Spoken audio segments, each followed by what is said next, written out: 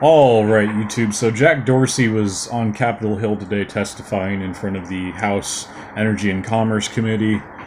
And Mark Dice was nice enough to stream it earlier, but he put the video private, so I was going to attach that link, but not anymore, I guess. So the clip in the description below is Jack Dorsey reading his opening statement, which I'm sure was drafted by his lawyers, talking about how he's so ashamed of how Twitter has become weaponized politically. And it's all his doing. It's really funny because he comes out there and he's basically just trying to sell this bullshit story like, oh, it's not my fault, it's the algorithms, they essentially weed out all these conservatives, it's not my doing. And all these algorithms, like, they all have to come from someone, like an actual person programs these, or writes these algorithms. I'm not a programmer, so I don't know the actual process behind it, but I'm absolutely positive it's not just just generated from a computer. It's something that people put together. They write programs, essentially, and coding. Something that's kind of out of my ballpark, but nonetheless, it does happen, and a lot of conservatives have been basically shafted as a result. So, what was it? It was Steve Scalise, I think. He like had a video on Twitter or something, and it got marked as pornography. It was like him talking or something. It was pretty ridiculous. And then there's another thing about baseball. George Will's baseball or something that got marked as pornography. It just doesn't make any sense. Like, they're essentially, what they're trying to do on Twitter is they're trying to construct an echo chamber where everybody agrees with everybody else. There's no arguments, and even if there is like political division, like what Stick said, like, it's going to be like very benign, like two-party, very friendly debate, like you kind of have on CNN and all the other legacy media outlets, where it's like a token conservative who's like, they're like a conservative, but they don't like Trump. It's just a bunch of bullshit. But it's kind of what Twitter's kind of, it's what they want to turn Twitter into, essentially. Jack Dorsey is an absolute lefty, So, yeah, why wouldn't he want to do something like this? It's not a conspiracy anymore. It's not a theory anymore. It's like an actual conspiracy by the folks at Twitter to censor conservatives and all that. And I'm starting to think, like, I was saying, well, we should migrate to BitChute, Minds, Gab, that'd be a smarter thing to do. But I'm thinking, like, we should stay on these platforms and continue to post, like, shitpost, essentially. Get their attention so they keep banning us, and that's essentially going to add to our value as content creators, because we've become taboo, and people like taboo. They're like, oh, those people, they're forbidden, so maybe I should check them out. Maybe they're, kind of cool, which most of us are. I mean, I'm not going to lie, But anyways, but I was starting to think, like, yeah, let's go ahead and just stay here on YouTube, stay here on, not Facebook, because Facebook is fucking useless, in my opinion. Pretty much anything you can do on Facebook, you can do on other platforms, like Twitter, essentially. Twitter is like it's a very miniaturized version of Facebook, But we should stay on these platforms, and we should really advocate for the FCC to get involved. It's not going as far as, like, publicizing the internet, all these social media companies. That'd be very stupid, in my opinion. That's a step away from communism, essentially, socialism.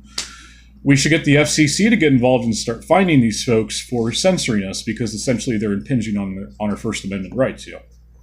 I don't think it's a stretch at all. I think it would be very successful. We'd be very successful, rather. And I don't really have any concrete ideas. I'm just, like, kind of spitballing here, but it's something to think about, honestly. Because why should we leave? Honestly, like, we've built sizable audiences here on these platforms. We're not doing anything illegal. We're essentially just exercising our right to free speech. But but you have to remember that we're essentially guilty of wrong things. So that's the reason why we're getting deplatformed. And that's what Jack Dorsey and Mark Zuckerberg and all these other fuckers want to do. They want to have their social media platforms turned into these echo chambers for mostly lefties and a lot of rhinos and shit. It's just, I don't know, it's so cowardly. It's so fucking cowardly, because you go out there, you go out in the world, you're gonna bump into people that you don't agree with, and people that don't agree with you, and it's like, grow a fucking pair, honestly. Grow a pair, because a lot of these people, while they might not agree with you, it doesn't matter. You could still talk to them. You can still have meaningful discussion. It's almost like they lack this very critical component in their brain. It's like, well, I can't really look at things objectively. I have to look at everything from an emotional standpoint. And if you disagree with me, you're Hitler, you're a white supremacist, just like the usual line of bullshit, all that. And It's really fucking sad. It really is. And just to go a little deeper here, this isn't by accident either. This is totally by design. They're doing this because they essentially want to indoctrinate everybody. You know, the indoctrination, the people that are into that shit, the deep state, they're on the left. They just happen to be on the left in our, excuse me, in the American political spectrum.